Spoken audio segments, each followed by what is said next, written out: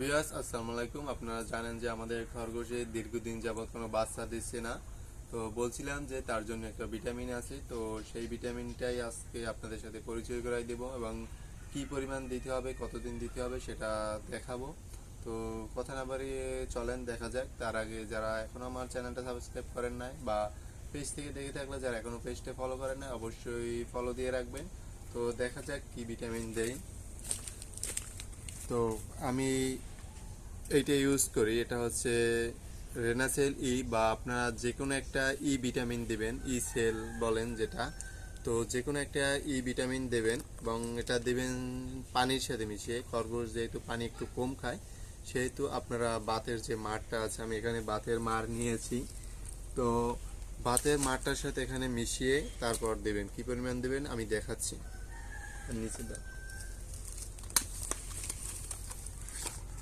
তো আপনারা জাস্ট বোতলটা জাকিয়ে নেবেন।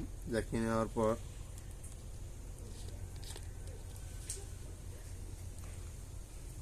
এখানে 1 মিলি দিবেন,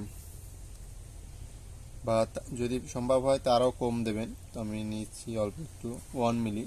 তো সামান্য এইটুকু, আমার 3-4টা খরগোশের জন্য এইটুকু জাস্ট এভাবে মিশিয়ে দিবেন। তো এটা আপনারা চাইলে পানির সাথেও মিশাতে পারেন। পানি যেহেতু একটু কম খায় সেই জন্য আমরা বাতের মাড়ের সাথে মিশিয়ে দিচ্ছি, কারণ অনেক খরগোশ আছে পানি খায় না, তো তাদের জন্য বাতের মাড়টা যদি মিশিয়ে দেন এভাবে তাহলে সেটা খুব ভালো করে খেয়ে ফেলবে। তো আমি দেখতে পাচ্ছেন যে মিশিয়ে দিয়েছি।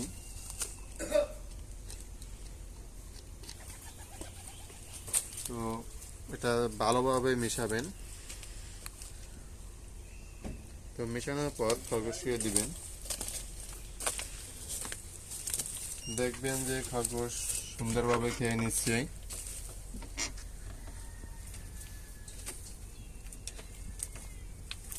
তো এভাবে আপনি 7 দিন পুরুষ এবং মহিলা খরগোশকে আলাদা করে দিবেন, তারপর ব্রিডিংয়ে দিবেন, দেখবেন বাচ্চা দিয়ে দিয়েছে। তো আজকের ভিডিওটা এই পর্যন্তই।